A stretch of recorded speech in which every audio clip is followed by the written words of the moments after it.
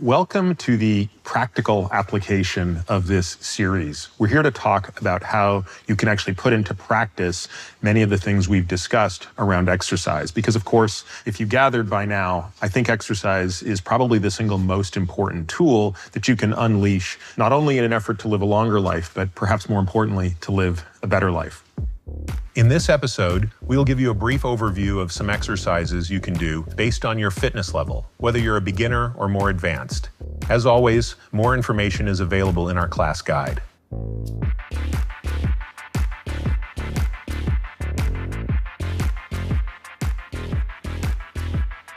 Now, to help me do all of this, I've recruited one of my colleagues, Dan Cerrone.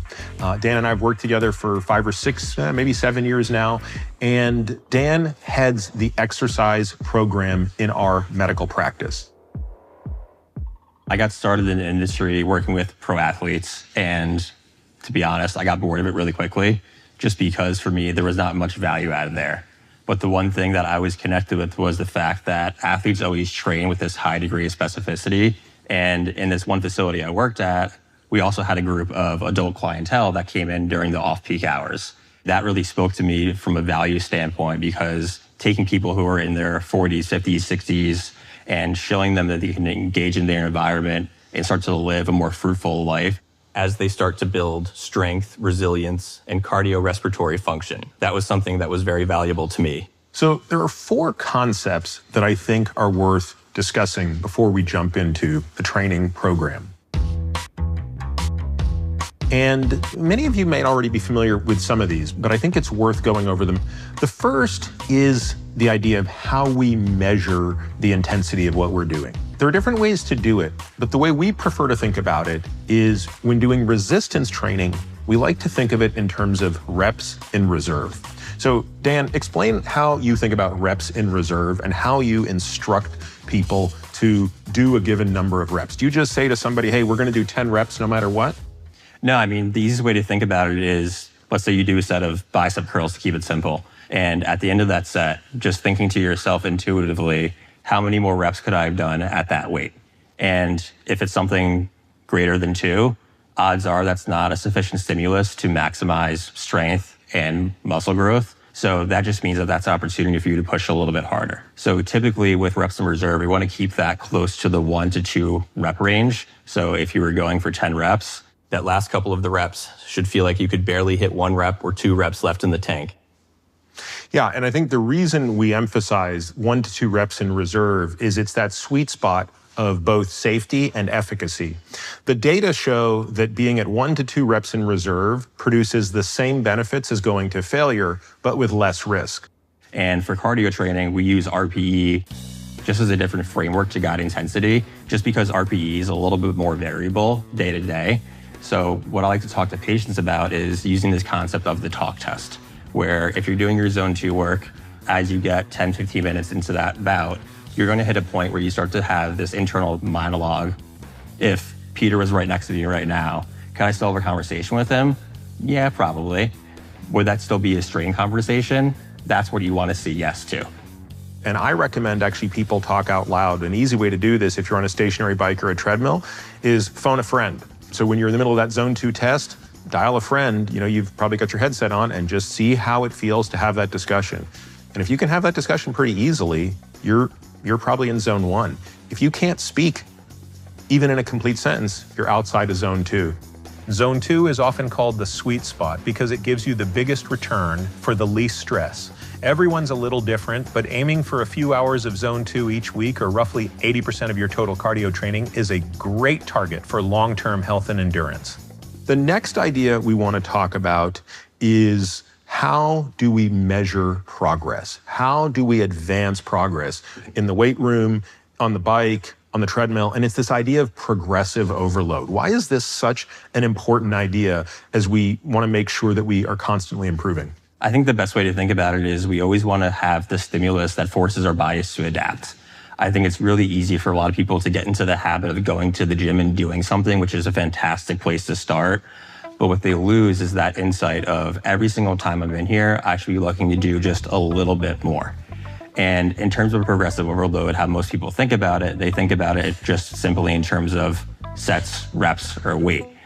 But I think an easier framework to think about is looking at the total volume of the work that you're doing. Because I think it's very easy for individuals to fall into this fallacy where they start to only try to increase their weight instead of toggling back and forth between both reps and weight, or even manipulating another variable such as time under tension, which is basically how long is it taking you to complete that exercise.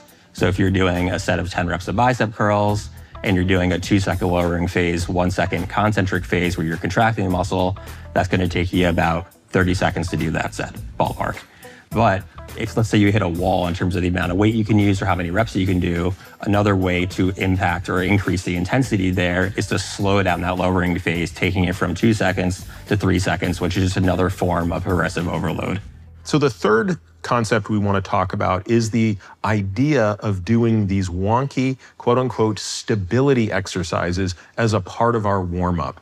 Now, many people are probably thinking, hey, look, I know how to warm up. You know, I go into the gym, I foam roll for a few minutes, I do a couple jumping jacks, I'm ready to go.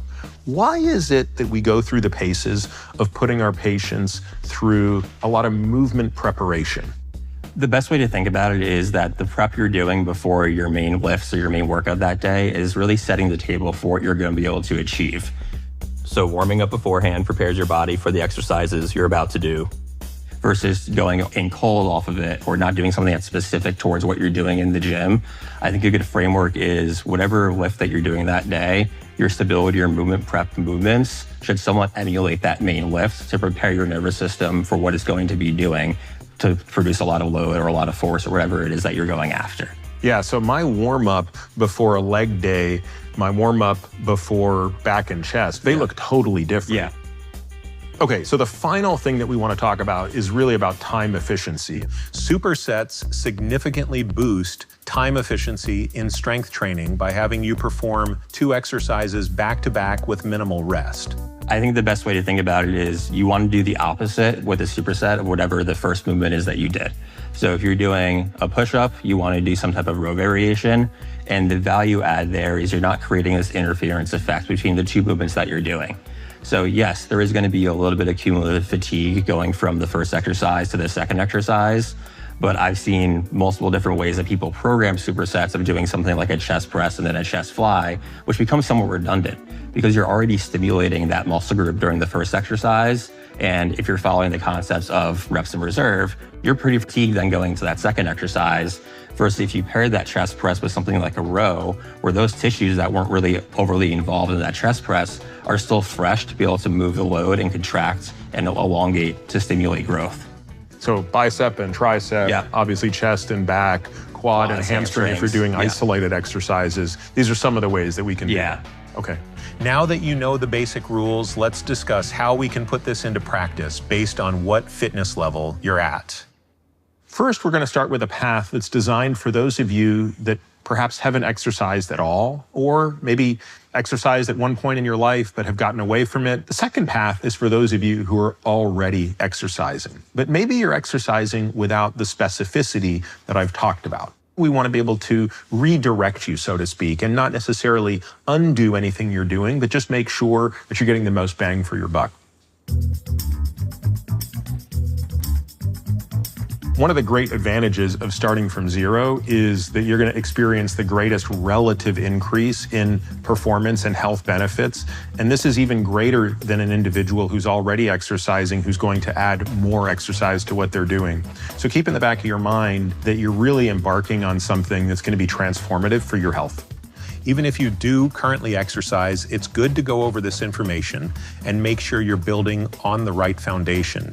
Our goal here is to make sure you don't get injured. Our goal here is to make sure you enjoy this. And our goal here is to make sure that you build a new set of habits and routines around doing this, such that a year from now, you're looking back and you're going to be saying, man, I can't believe there was a day when I didn't exercise regularly. Dan, when you think about this in our practice, because we do have patients that come into our practice who explicitly can't stand exercise or have never done it before. They've maybe thought a little bit about their nutrition, but not about exercise. What are the things that you're looking to do specifically with those patients? I think the biggest thing is simply just starting with really basic habit formation. Just get in the rhythm of doing something consistently 2 to 3 times a week to build that habit and start to get that dopaminergic response out of that. because that goes a long way. Just getting to the gym 1 to 2 days a week is increasing your volume by 100 to 200% of what you were doing before that. One of the most commonly asked questions I receive when it comes to people who haven't exercised is, hey, I get that I need to kind of do this cardio thing. Do I need to be doing all of those intense intervals? And usually I say not to start. Quite frankly, if you're completely new to doing cardio training, I prefer to start you doing just zone 2. The reason for it is I want to build up a little bit of an aerobic base in you. The good news is because you're deconditioned, you're actually going to get VO2 max type conditioning out of even an aerobic base workout. So there'll be plenty of time to increase both the complexity and the intensity of your cardio training. But out of the gate, we want to, again, build some muscle memory. If I could get you doing 2 or 3 30-minute low-intensity sessions a week, I think we've won the game. So Dan, what kind of things do you work with patients on inside the gym versus outside the gym? One of the biggest things, honestly, outside of the gym is I think a lot of people don't realize how many opportunities there are to engage in exercise when you're not in the gym setting. So as corny as it sounds, doing something small like parking a little bit further away when you go to the grocery store, or deciding to take the flight up the stairs instead of taking the elevator or the escalator, taking your dog for a little bit longer walk, these things start to compound it out over time. And they're just great ways, even though it's not deliberate exercise, you're still getting more exercise in your life.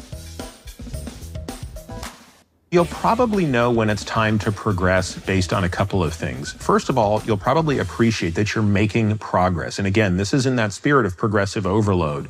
So maybe when you started out on the bike, you were only able to hold 75 watts and stay in zone 2.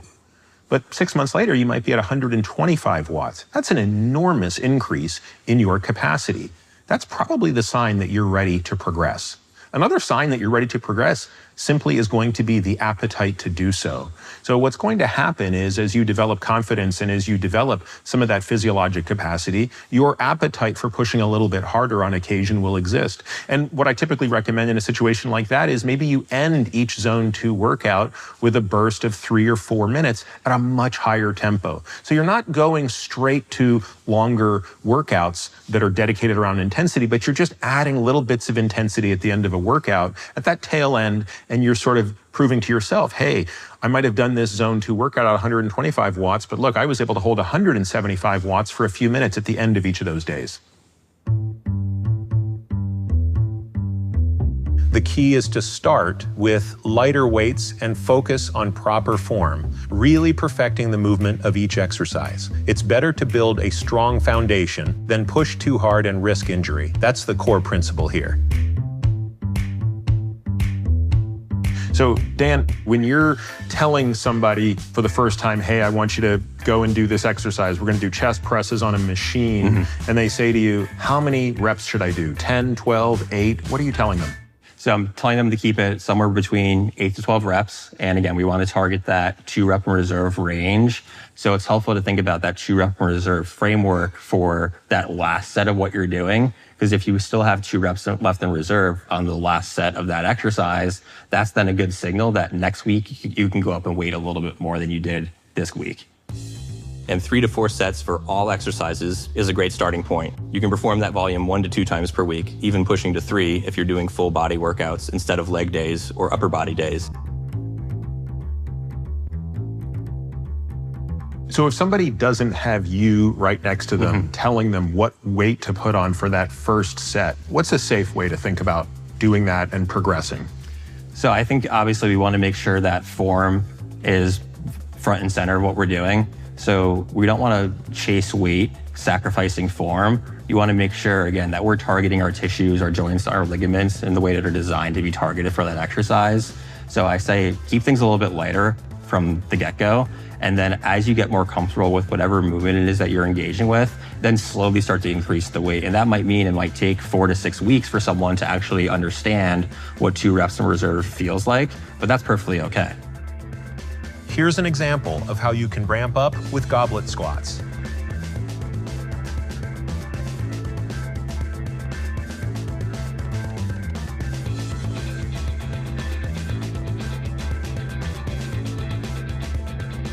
Now that you understand the principles and how to ramp up, here's a demo of some more simple strength exercises you can do on day 1. So now we're gonna have Peter demonstrate a pretty simple superset where he's gonna do a horizontal press and a horizontal pull movement. And we're gonna start with a dumbbell press, which he's gonna grab a dumbbell in each hand. And now we're gonna have him lay down on the bench.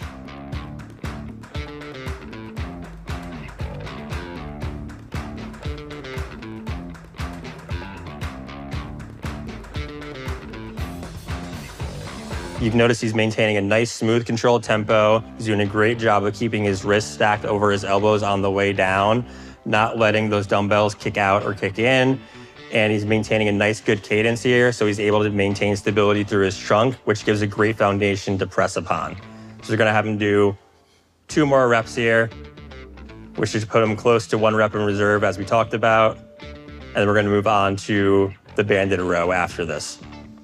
And now he just finished that set.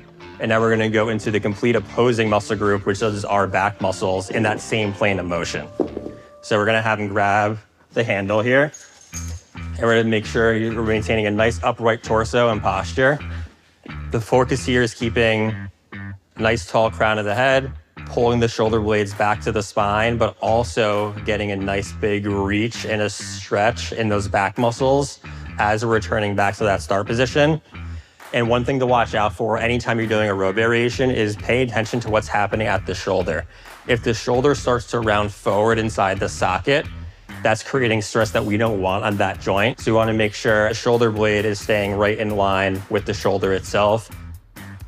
One thing if you're doing this at home too, with bands especially, is the greater the length of the band, the more resistance you're gonna get. So if you're doing this at home and this feels a little bit easy, you can just slide back a little bit further.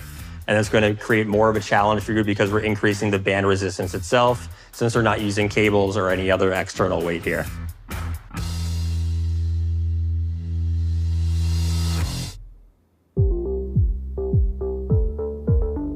So the third idea is that of using stability exercises specifically as part of your warm-up.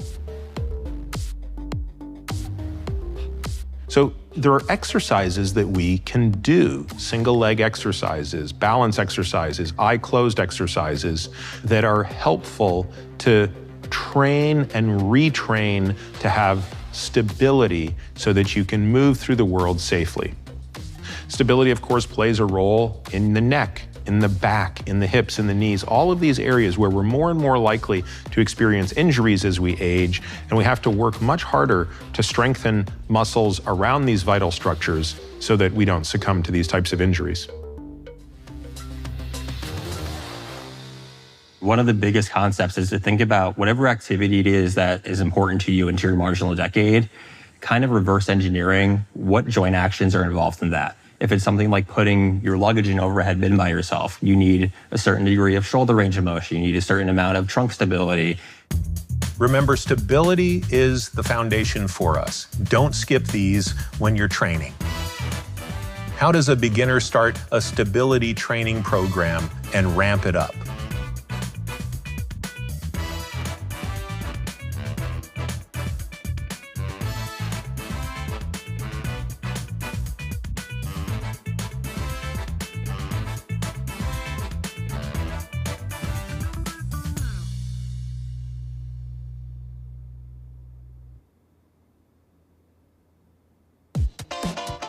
Here's a demo of a simple stability exercise you can do on day 1. So what Peter's going to demonstrate here in a couple of seconds is an exercise that sounds incredibly silly in its name, but is very important from a foundational component. And he's going to do what's called a dead bug, which is kind of exactly what it sounds like. But the dead bug is a great exercise because it allows individuals to learn what it's like to stabilize through their trunk while moving their limbs independently. So what Peter's going to do is he's going to bring his feet up off the floor. So his hips and knees are at about a 90-degree angle here. Then he's going to reach his hands towards the ceiling with his palms facing in towards each other. We're going to have him give a nice big reach through his shoulder blades like he's trying to reach his fingertips towards the ceiling. And now all that's going to happen here is he's going to lower one leg towards the floor and then the opposite hand towards the floor. We're going to exhale as we're lowering towards the floor to make sure we're not getting too much extension through the lower back. So we're stabilizing through the trunk here. And then he's going to inhale to come back to the start position and alternate sides. So as he's moving through this movement, we're stabilizing through the trunk and teaching the arms and the legs how to move independently, which is incredibly important for any movements that involve those body parts to make sure we're not creating compensatory actions as we're loading those tissues. So typically we do the dead bug for 1 to 2 sets, anywhere from 6 to 10 reps per side. You really just want to go until you start to notice that your body's either starting to compensate or you're unable to maintain that same position and execution for the movement. For more exercises, as well as custom weekly workout plans, make sure to look at our class guide.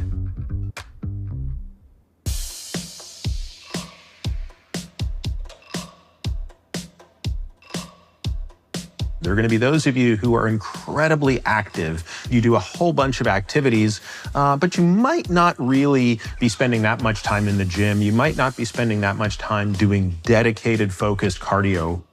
You're probably saying, look, I don't know that my training has the specificity that Peter spoke about. I don't know that what I'm doing today is setting me up to have the best marginal decade.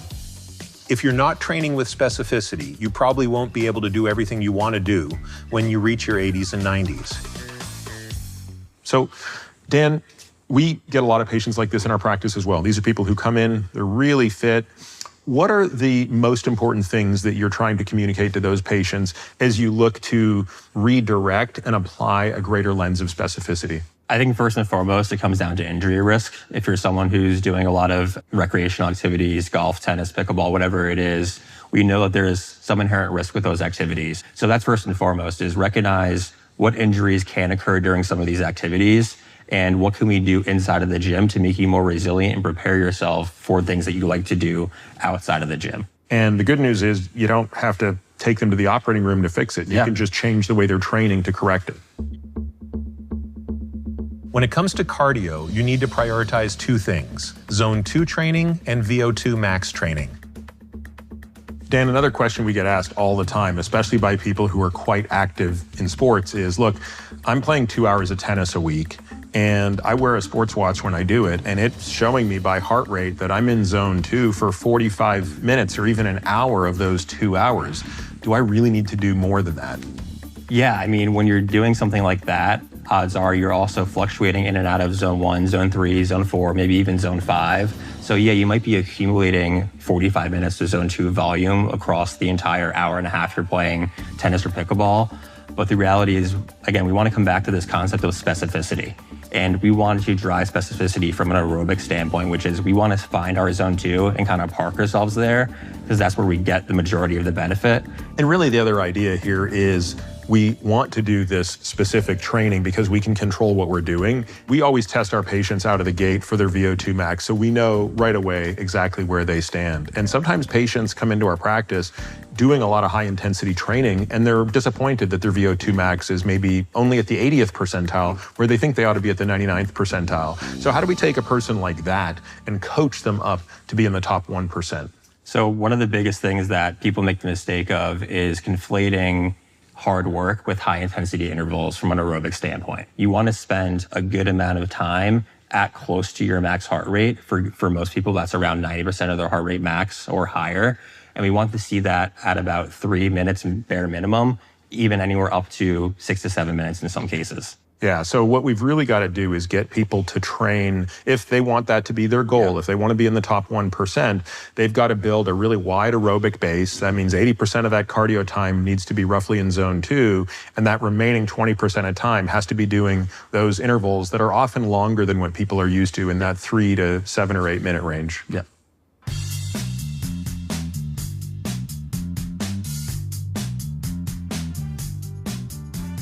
Dan, a lot of times our patients who have been gym rats say, look, I'm kind of frustrated. Like I haven't made any gains in years. What is your most common diagnosis in a situation like that? I mean, the biggest thing, honestly, is just a lack of progressive overload, where they might have only been doing 3 sets of that exercise for 5 reps and they never tried to add more volume by adding in a 4th set.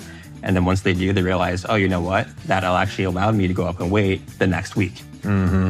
Yeah, so it's, again, you can add more weight, you can add more reps, you can add more sets, you can decrease the rest, you can increase time under tension. There are so many ways that one can progressively overload, but unfortunately, without some form of progressive overload, progress is very difficult. Here's a demo of a more advanced strength exercise you can work into your routine. So the next two exercises we're going to show as a superset are a deadlift variation and a pull-up variation. So Peter's going to start with a kettlebell deadlift, and we're going to have him set up so he's directly over the top of that kettlebell. So that kettlebell is almost directly underneath his center of mass. He's going to start by creating a soft bend in his knees and reaching his hips back, allowing the chest to fall forward slightly. So this isn't a squat pattern. This is a hinge pattern, which is the complete opposite, where the hips are moving back and the chest is falling forward slightly. And then push the feet into the floor to drive away from the ground. And then lowering back down, those hips are going to clear back, chest is going to fall, and kettlebell is going to stay directly underneath him the entire time here. Kettlebell deadlifts or any other variation are incredibly important for basic tasks like picking up boxes and moving things. If we hinge properly, we can use our legs to help us perform the task versus using our lower back to help support that. So another variation you can do if you don't have a kettlebell handy at home is to actually just pull up a dumbbell, and instead of having it horizontally, you're going to have it vertically. Same principles apply here, where he's pushing into the floor to drive the hips forward and up, and that weight is staying nice and close to the midline the entire time, but the legs are doing the majority of the work here, and then lats are helping to keep tension in the spine as well. And now he's going to pair that with a pull-up variation. So this is a band-assisted pull-up variation, and we're using the band here because the most challenging position for most people when they do a pull-up correctly is that bottom position, because that's when our tissues are more elongated. So we're getting a little bit of assistance here. And he's going to grab the bar right about shoulder width apart. We're going to make sure that he's not overextending through his spine. He's keeping a little bit of a stability by keeping his rib cage down on the front side here. And then to initiate the pull, we're just driving the elbows down towards the hips. Notice how he's not leaning back as he pulls up. He's not letting his head push forward at all. So he's keeping his entire body in as a straight line, moving everything up and down as a unit. If you don't have access to a bar or a rack like this where you can use a band setup, you can also attach it to the top of the bar by looping it around to perform the same thing if you have a pull-up bar at home, for example. And in terms of programming this or how many sets and reps we're going to do, typically I'd recommend around 3 to 4 sets, 6 to 8 reps for the deadlifts, and 6 to 10 reps for the pull-up.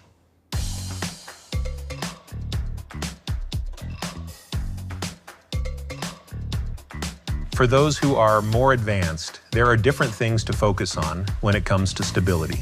You can do more complex movements, and the goal here is to enhance your routine. Here's a demo of a stability exercise and modifications you can do today. A slightly more advanced stability exercise is what's called a half kneeling Pallof press or anti-rotation press. So what Peter's going to do, he's going to set up with his inside knee down on the mat. So it's going to be right knee down and left knee up. He's going to grab this band. So he's got a band in both hands. And he's going to start with that band right in the center of his sternum. All we're focused on doing here is pressing that band straight out towards my hand, like he's punching my hand, and getting a nice big reach through the shoulder blades. And the further out the hands move from the torso, the more he has to fight against that band rotating him and pulling him back. So outside of fighting against rotation, we're also fighting against the extension of the lower back here, because as that band presses out, most individuals will also have the tendency to want to arch their spine to find passive support versus leveraging their internal and external obliques to maintain stability at the trunk. And we're also sneaking in a lot of shoulder stability with that press out of the band and pelvic stability with this narrow base of support that he's at on the floor. So Dan, let's give folks a sense of why such a strange looking exercise actually brings value in the real world. So anytime we have to stabilize through our trunk, our shoulders, our hips, we also want to have the capacity to be able to resist that rotation from happening. Otherwise, you start to create a lot of stress on the vertebrae of your lumbar spine. If you're doing any type of rotational activity, whether that's a sport like golf or tennis, or even something as basic as gardening outside, You need a strong core to then be able to rotate on top of a more stable foundation. So now here are some functional exercises that will help your body maintain strength as you reach your marginal decade. This next exercise is a single leg bridge hold, which is a great entry point to challenging pelvic stability, which is incredibly important for making sure that your knee isn't getting a brunt of force if you're going up or down stairs to protect that joint. And pelvic stability is also incredibly important to allow for adequate trunk stability as well. So I think any activity you're doing on one leg, running, walking, sprinting, any sport that you're playing, pelvic stability is a great foundation component to build on. The incline push-up is incredibly important for everyday activities such as pushing a shopping cart, moving furniture, or picking up a child.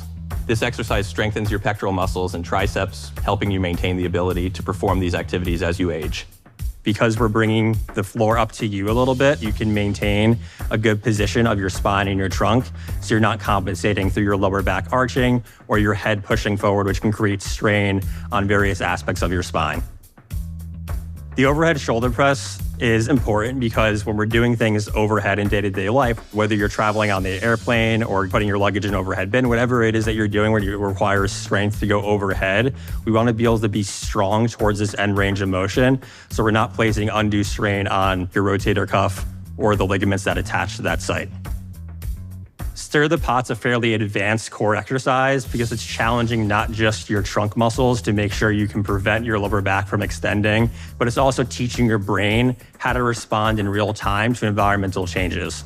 The stability ball is constantly moving around and you have to respond to that change in motion, which is exactly how life occurs outside of the gym. So doing some things in the gym that are still controlled but slightly more chaotic are beneficial for application outside of the gym as well. The rear foot elevated split squat's a single leg version of your traditional squat pattern, which is very important for maintaining joint health and preventing overuse patterns over time. We have a narrow base of support, so we're also sneaking in some more pelvic stability, as well as loading the quads, the glutes, and the hamstrings to actually control and then put force down into the ground to create power in any activity that involves your lower body. The single leg Romanian deadlift is an incredibly challenging hinge pattern because we're doing it on one leg instead of two legs like the kettlebell deadlift. So that requires a substantial higher degree of pelvic stability, as well as hamstring strength and end range control there. And oftentimes we tend to avoid this position just because it's not something that the machines in your typical gym setup allow for you to do. So that has a lot of carryover into lower leg and foot strength, as well as pelvic stability.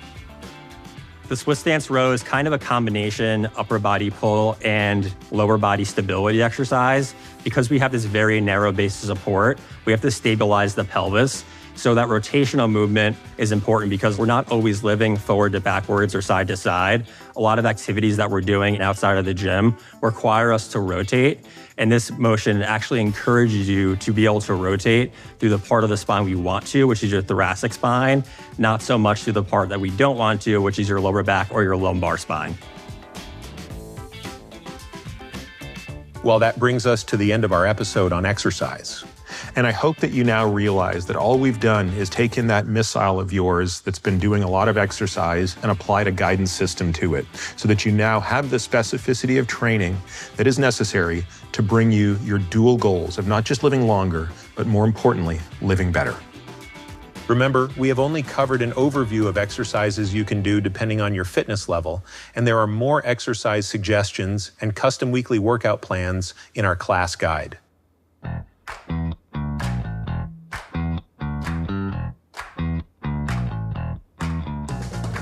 We don't really have control over which disease we ultimately succumb to, and some diseases will place us in a more debilitated state than others. So I think we can only do what we can do, but there's no doubt that what people want most is to be able to enjoy their life and live as independently as possible for as long as possible. And this is what we exercise for. This is part of what we train for, is to be able to do those things physically right up until the end of our life.